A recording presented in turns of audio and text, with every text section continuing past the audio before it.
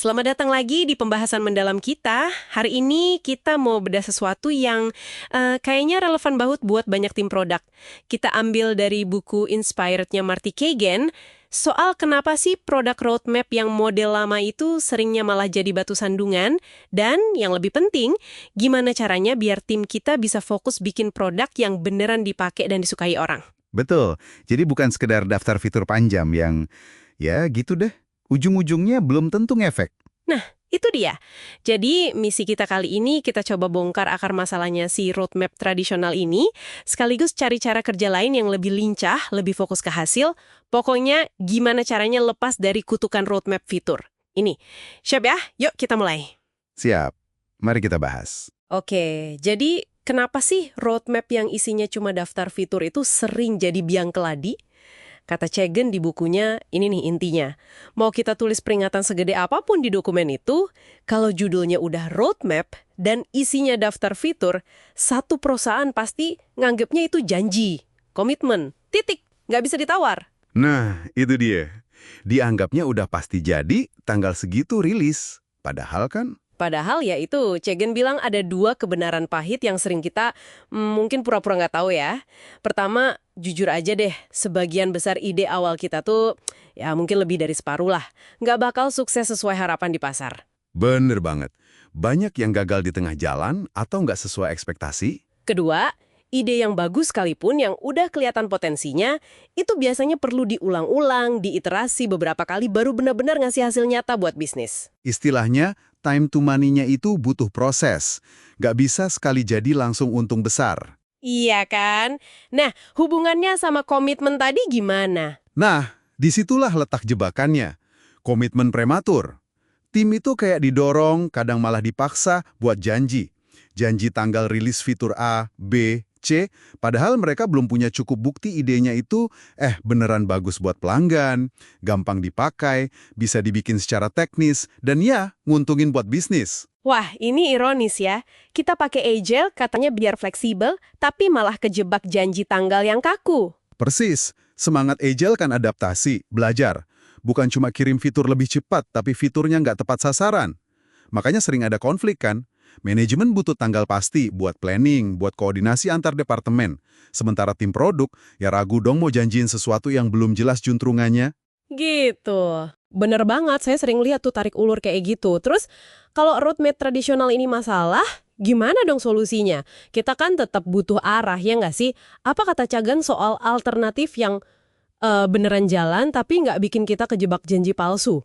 Ada, dan kuncinya itu di pergeseran cara berpikir yang fundamental. Jadi bukan lagi ngasih daftar fitur ke tim, tapi ngasih konteks bisnis yang kuat. Konteks bisnis? Maksudnya gimana tuh? Biasanya ada dua hal penting. Pertama, visi produk yang jelas, inspiratif, gambaran masa depan yang mau kita capai bareng-bareng. Kedua, business objectives, tujuan bisnis yang spesifik dan terukur buat tiap tim. Oh, kayak OKR gitu ya, Objectives and Key Results. Nah, betul. OKR itu salah satu contoh kerangka kerja yang populer buat ini. OKR itu kan bantu kita netapin target yang ambisius, objectives, terus ngukurnya pakai hasil kunci yang konkret, key results, jadi jelas mau kemana dan gimana ngukurnya. Oke, paham. Jadi bedanya, manajemen kasih tahu hasil apa yang mau dicapai, bukan fitur apa yang harus dibuat. Tepat sekali. Fokusnya di outcome, bukan output. Jadi targetnya bukan rilis fitur XYZ, tapi misalnya naikin retensi pengguna 15% atau kurangin waktu onboarding 20%. Terus tim produknya ngapain? Nah, tim produk dikasih otonomi, dikasih tantangan buat cari solusi terbaik. Gimana caranya mencapai outcome tadi? Mereka yang discovery, mereka yang cari jalan. Menarik. Tapi kan kadang bisnis beneran butuh tanggal pasti. Misalnya buat event besar atau kampanye marketing. Gimana tuh? Itu diatasi pakai yang namanya High Integrity Commitments. Komitmen dengan integritas tinggi. Artinya, komitmen ini dibuat dengan sadar, hati-hati, penuh tanggung jawab. Tapi setelah timnya melakukan discovery yang cukup, setelah mereka cukup yakin solusinya valid dan memang bisa dikerjain dalam waktu tertentu.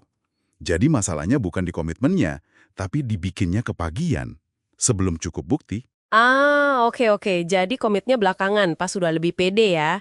Masuk akal. Terus, kenapa sih pindah ke cara kayak gini tuh penting banget buat kita, buat tim kita? Apa bedanya? Bedanya besar. Ini soal mengubah mentalitas tim.